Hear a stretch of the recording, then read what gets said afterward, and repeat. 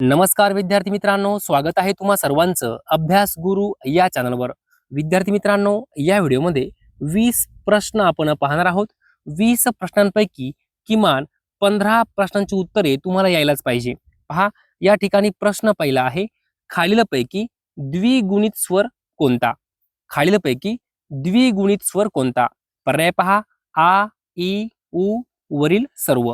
विद्यार्थी मित्रांनो, द्विगुणित स्वर म्हणजे काय ते आपल्याला माहिती पाहिजे. द्विचा अर्थ काय होतो? द्विचा अर्थ होतो दोन. द्विचा अर्थ काय होतो? दोन. द्विगुणित स्वर हा कसा तयार होतो? तर लक्षात घ्या, एकच स्वर दोन वेळेस जर एकत्र आला तर काय होतो? द्विगुणित स्वर होतो. काय म्हटलं मी? एकच स्वर म्हणजे समजा अ हा स्वर आहे, हा स्वर पुन्हा एकत्र आला म्हणजे एकच स्वर आहे अ आणि अ. एकच स्वर दोन वेळेस एकत्र आला की त्यापासून द्विगुणित स्वर तयार होतो. म्हणजे अ अधिक अ बरोबर काय? आ. आ काय झाला? द्विगुणित स्वर झाला. या ठिकाणी पहिला पर्याय पहा, आ आहे. म्हणजे आ हा द्विगुणित स्वर आहे. दुसरा पर्याय पहा, ई. आता पहा, ई अधिक ई बरोबर ई. म्हणजे पहा, एकच प्रकार आहे. म्हणजे एकच स्वर दोन वेळेस एकत्र आला आणि ई तयार झाला. म्हणजे हा ऱ्हस्व ई आहे, हा ऱ्हस्व ई आहे आणि हा दीर्घ ई आहे. म्हणजे हा जो काही दीर्घ ई आहे, हा काय आहे? द्विगुणित स्वर आहे. तिसरा पर्याय पहा, उ. आता हा जो उ आहे, हा कसा आहे? दीर्घ आहे. हा कसा तयार झाला? तर उ ऱ्हस्व उ अधिक ऱ्हस्व उ बरोबर दीर्घ उ. आता पहा, हा स्वर कोणता आहे? उ आहे. हा कोणता आहे? उ आहे. म्हणजे एकच स्वर आहे, दोन वेळेस एकत्र आला. एकच स्वर दोन वेळेस एकत्र येऊन द्विगुणित स्वर तयार होतो. मग हा काय आहे? उ काय आहे? द्विगुणित स्वर आहे. विचारलं का आपल्याला? खालीलपैकी द्विगुणित स्वर कोणता? तर या ठिकाणी योग्य उत्तर आहे वरील सर्व. समजून घ्या. आ, ई आणि उ हे तीनही द्विगुणित स्वर आहे. पुढील प्रश्न पहा, पहिल्या गोलमेज परिषदेच्या वेळी भारताचे व्हाईसरॉय कोण होते? हा प्रश्न वारंवार पोलीस भरतीमध्ये, तलाठी भरतीमध्ये विचारला गेला आहे. या ठिकाणी योग्य उत्तर आहे लॉर्ड आयर्विन. पहिल्या गोलमेज परिषदेच्या वेळी भारताचे व्हाईसरॉय लॉर्ड आयर्विन हे होते. पुढील प्रश्न पहा, भारताच्या विभाजनाची घोषणा कोणत्या योजनेनुसार करण्यात आली? तर या ठिकाणी योग्य उत्तर आहे माउंट बॅटन. भारताच्या विभाजनाची घोषणा माउंट बॅटन योजनेनुसार करण्यात आली. पुढे पहा, डोळ्यात अंजन घालणे म्हणजे डॅश डॅश. डोळ्यात अंजन घालणे म्हणजे काय नेमकं? तर पहा, 2 नंबर पर्याय, चूक लक्षात आणून देणे. डोळ्यात अंजन घालणे म्हणजेच काय? चूक लक्षात आणून देणे. 1844 मध्ये मानव धर्म सभेची स्थापना कोणी केली? हा प्रश्न 20 वेळापेक्षाही जास्त वेळा पोलीस भरतीमध्ये विचारला गेला आहे, तलाठी भरतीमध्ये विचारला गेला आहे. 1844 मध्ये मानव धर्म सभेची स्थापना कोणी केली? तर या ठिकाणी योग्य उत्तर आहे दादोबा पांडुरंग तरखडकर. लक्षात ठेवा, दादोबा पांडुरंग तरखडकर यांनी मानव धर्म सभेची स्थापना केली. कधी केली? 1844. पुढे पहा, राज्यात कोणत्या जिल्ह्यात तांब्याचे सर्वाधिक साठे आढळतात? याचं उत्तर तुम्हाला यायलाच पाहिजे. प्रश्न खूप सोपा आहे. आपल्या महाराष्ट्र राज्यात कोणत्या जिल्ह्यामध्ये तांब्याचे सर्वाधिक साठे आढळतात? तर या ठिकाणी योग्य उत्तर आहे चंद्रपूर. चंद्रपूर. पुढे पहा, महाराष्ट्राचा बराचसा भूभाग कोणत्या खडकापासून बनलेला आहे? 50 वेळापेक्षाही जास्त वेळा हा प्रश्न पोलीस भरतीमध्ये, तलाठी भरतीमध्ये विचारला गेलेला आहे. महाराष्ट्राचा बराचसा भूभाग कोणत्या खडकापासून बनलेला आहे? तर या ठिकाणी योग्य उत्तर आहे बेसॉल्ट. बेसॉल्ट. पुढे पहा, वसईचा तह कोणात झाला? वसईचा तह कोणात झाला? पर्याय पहा, विचार करा. वसईचा तह योग्य उत्तर आहे दुसरे बाजीराव पेशवे व इंग्रज. दुसरे बाजीराव पेशवे व विंग इंग्रज यांच्यामध्ये वसईचा तह झाला. पुढे पहा, पूर्ण भविष्यकाळ क्रियापद खालीलपैकी कोणते? पूर्ण भविष्यकाळ क्रियापद खालीलपैकी कोणते? विद्यार्थी मित्रांनो, योग्य उत्तर आहे 2 नंबर पर्याय, वाचले असेल. वाचले असेल.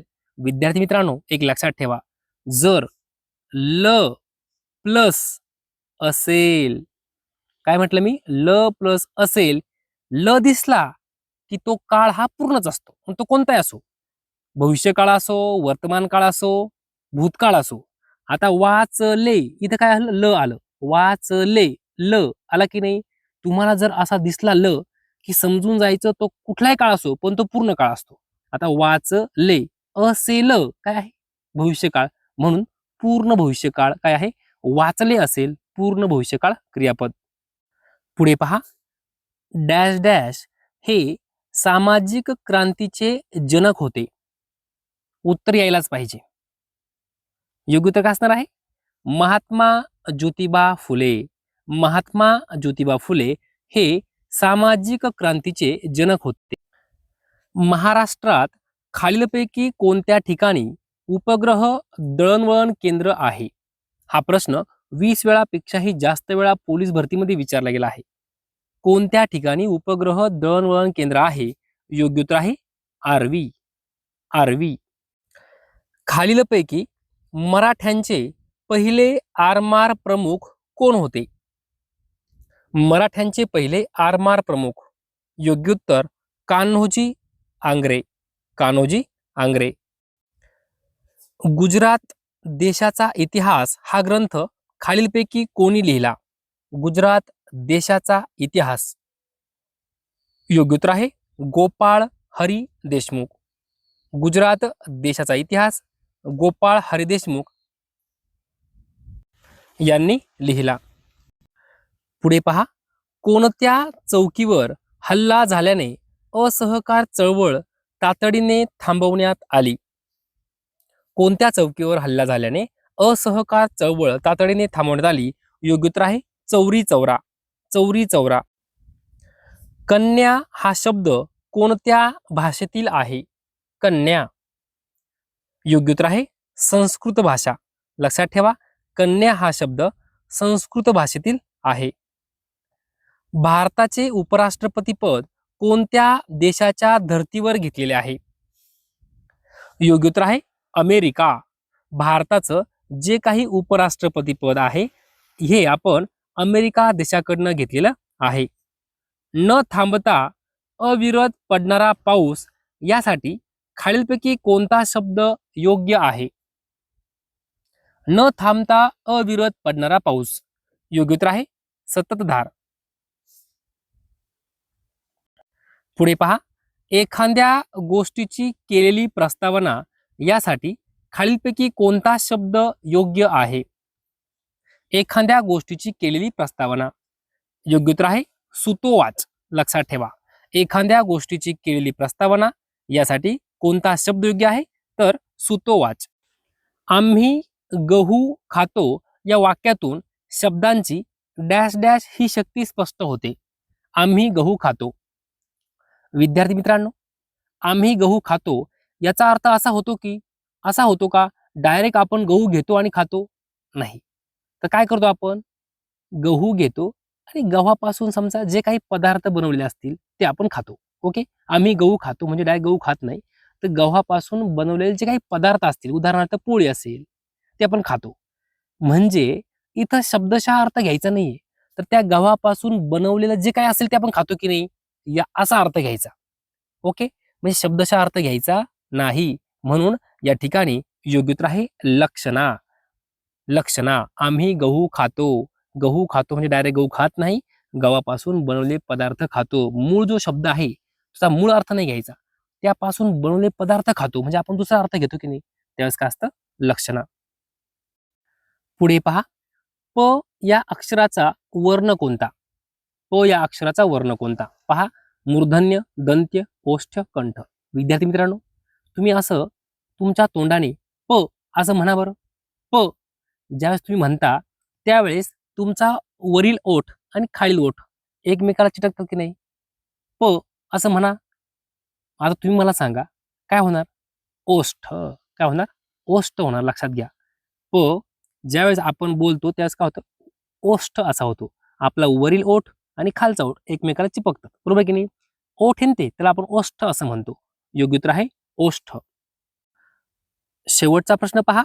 सरदार वल्लभभाई पटेल, सरदार वल्लभभाई पटेल या ठिकाणी भ राहून गेला आहे. सरदार वल्लभभाई पटेल भारताचे पहिले गृहमंत्री होते. त्यांच्याकडे अजून कोणत्या मंत्रालयाचा कारभार होता?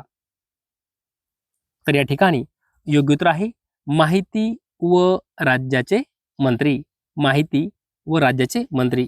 विद्यार्थी मित्रांनो, अशा प्रकारे या व्हिडिओमध्ये जवळजवळ 20 प्रश्न आपण पाहिलेले आहेत. जर तुम्हाला हा व्हिडिओ आवडला असेल तर नक्की लाईक करा, शेअर करा, सबस्क्राईब करा. धन्यवाद.